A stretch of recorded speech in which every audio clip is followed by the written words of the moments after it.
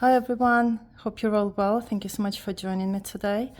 Hope you're all doing well. Happy Friday to you. Hope you had a lovely week and looking forward to a weekend ahead.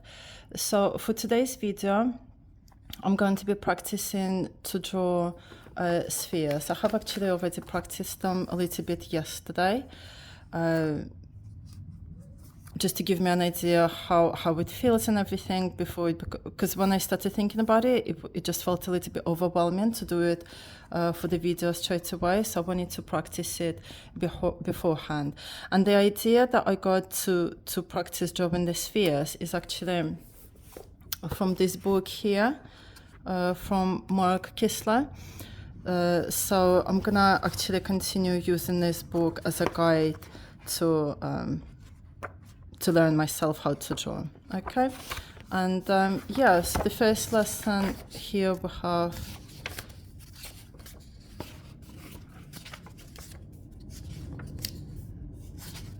is to do the sphere. So let's go. Right. So the way it is being taught in the book, you basically start with a circle. And so when it's a sphere, it's basically like a 3D object. So we draw a circle and then we find a light source. So for example, on the right side here. And then we draw a shadow just opposite the light source, okay?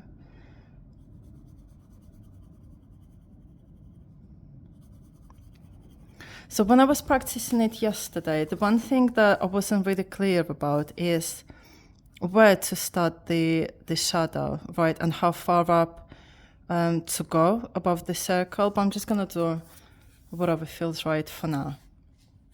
But if anybody can advise, please do leave it in the comments. Okay, so we've done the shadow, and then the next thing we need to do is to basically start shading. And the shading begins darkest, which is further away from the light source, right? And then it kind of gets lighter the higher it is, or the closer it is to the light source.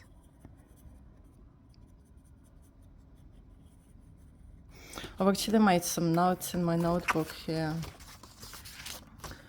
Because as I said, I've never actually drawn like spheres like this. Drawing 3D objects is completely new to me. So I do feel like I need to be following a step-by-step guide to remind myself. So yeah, we've done the circle, light source, shadow, and shading. And then actually when I was reading in a book, the artist explained that, or advised to shade with the finger. But actually in one of the videos, I can't remember from who it was, but it did say that it's not really a good idea to shade, to do the shading with the finger because of the oils that come onto the paper and everything. So I've looked it up on the internet, and there's different ways to shade, and one is basically either using like a cotton ball, or maybe even a toilet paper wrapped in the finger. So maybe I'll just do that. Yeah, that's all right actually. Yeah. Okay, sounds good. All right, so we've got the basic here. Let's do it a few times. Let's do it a few times, and then we'll change the positioning of the light source and the shadow as well. Okay, so we've got the circle. Got the circle, and then we've got the light source, for example, the sun, and then just opposite it, right?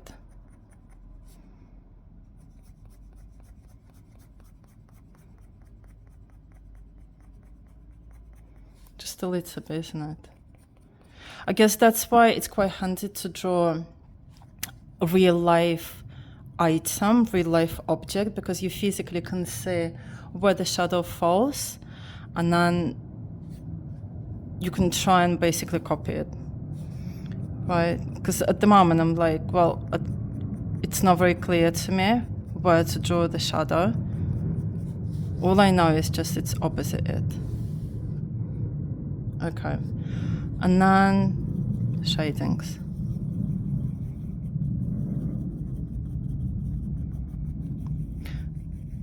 So I'm doing the shading just by circling. I don't know, that's just the way I find, I don't know, I just find it comfortable doing it. Just feels natural. How do you guys shade? Do you have a technique? I'd love to learn different types of techniques, because I'm looking at one book, for example, and it tells me one way, and then I'm kind of questioning, well, does everybody do the same, or do people use different techniques? So if you can share your techniques in the comments, I would love it. Because, yeah, let's just learn to draw together and share experiences and techniques. And then from loads of different techniques, then you can just pick one that works best for you, and then that's how you make your own kind of, you put your own touch to it, I guess. Okay. So that's another sphere that I think I quite like using this paper on the finger just to shade a little bit. It's quite easy. Okay, so shall we try the light source on the other side? Let's do that.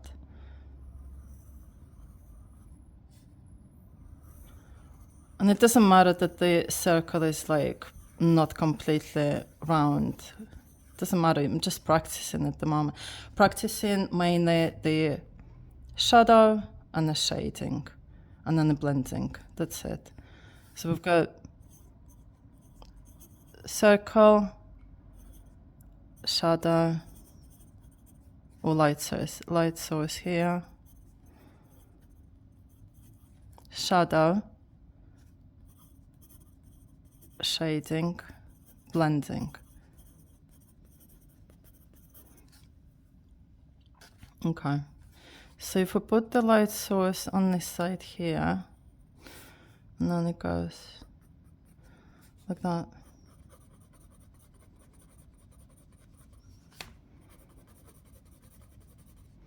Because if you imagine that this circle is on a pavement, for example, right? See, I don't know.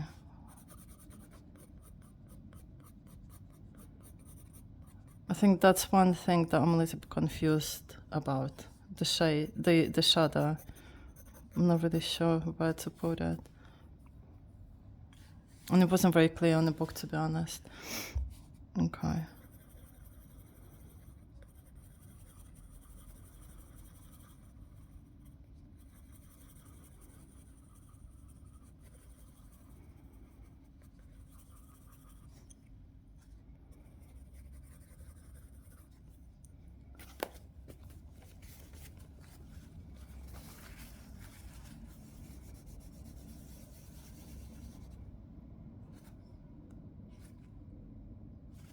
I think I've gone out a little bit there. Alright, one more, look. Light source.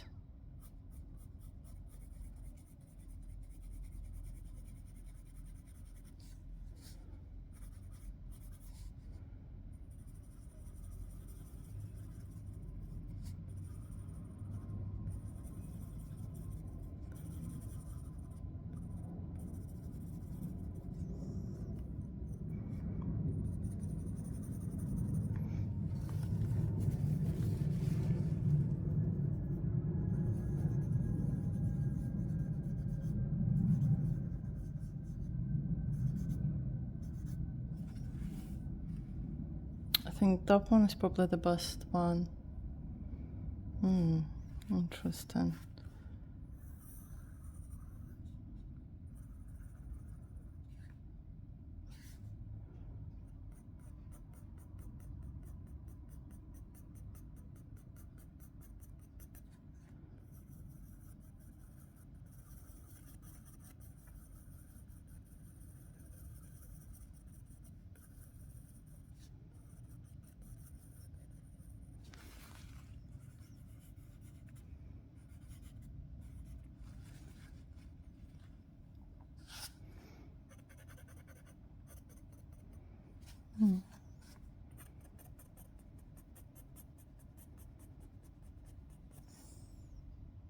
Yeah, maybe.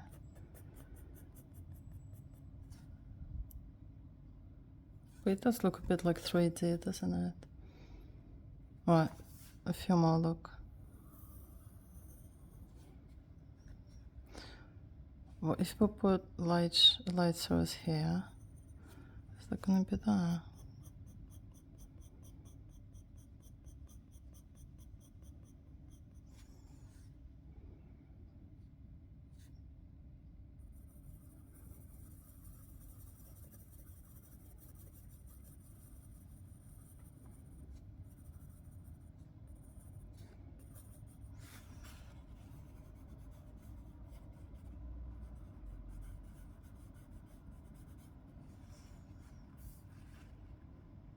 No, doesn't seem like it works that way.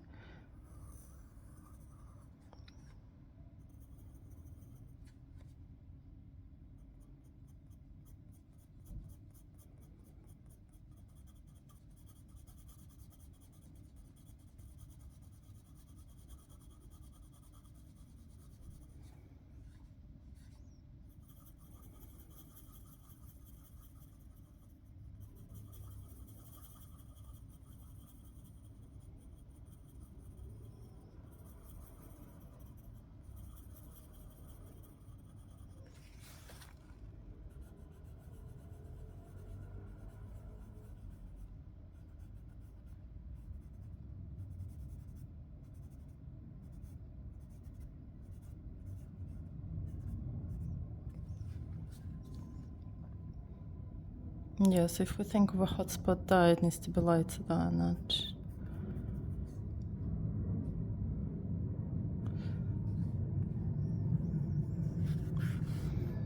Right, a couple more, look.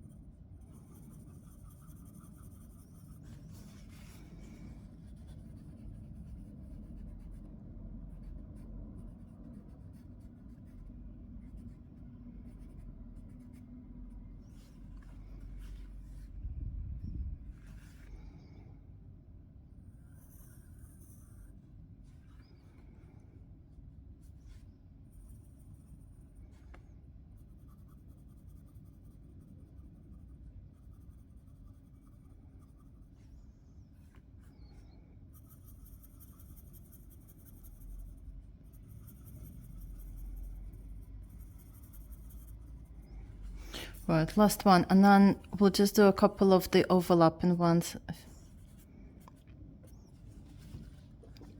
I think those ones are the best ones right at the front. Okay, so the overlapping one is basically, so we've got one circle and then the other one will be behind it. And the way it basically works, how it's explained in the book, is that to make the circle overlapping, to make it behind, you basically needed to make it a little bit smaller and also that it's a little bit higher. So if we make it a little bit higher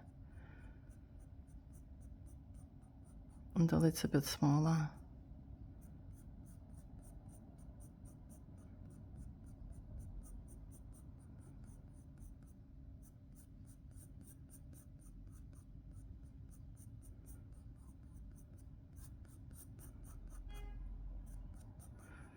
Yeah, and then if we need to find a light source, and then, so actually 1 second, because how do we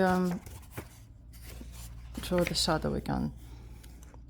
Toss a cast shadow off to the side, so just to the side basically for both circles.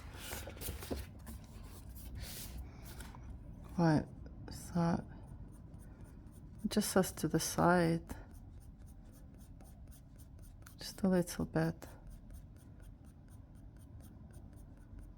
not so much. Right, and then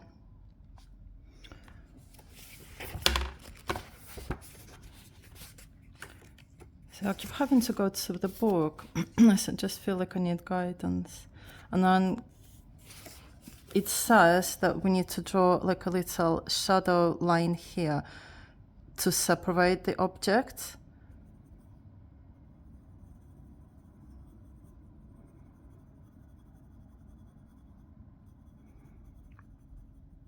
And he calls it nook and cranny shadow. Does everybody call it nook and cranny, or is it just specific to this artist? I wonder. What does everybody else call it? What do you call this shadow to separate two objects? If you can let me know in the comments, I would really appreciate it. Okay, so we've got those two things there. And then shading. Right, just a little bit on scribbles. See, now my shading's changed. I'm doing it just from up and down. I don't know why. I guess I'm just copying it from the book, to be honest. Okay, and then just a little bit on this one as well. Okay. That's actually all right. When I look at it in the camera, it doesn't look so bad. I think on the camera it looks better than in real life, or I don't know. Okay.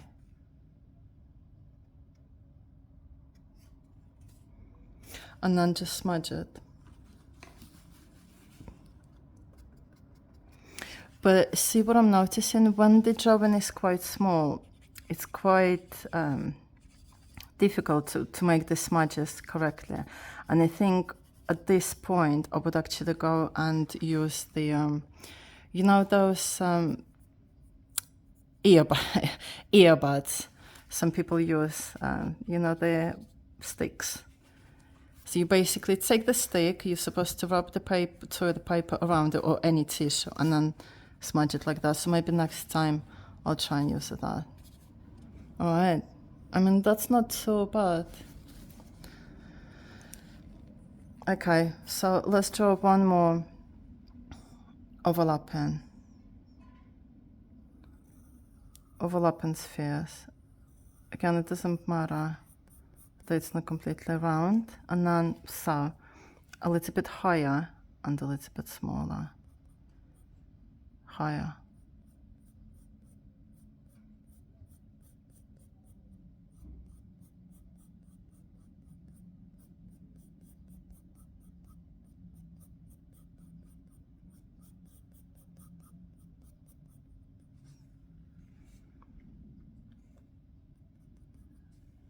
Okay, perfect. Just a little bit of the shadow there. We've got the light source there again. And then just a little bit of scribble.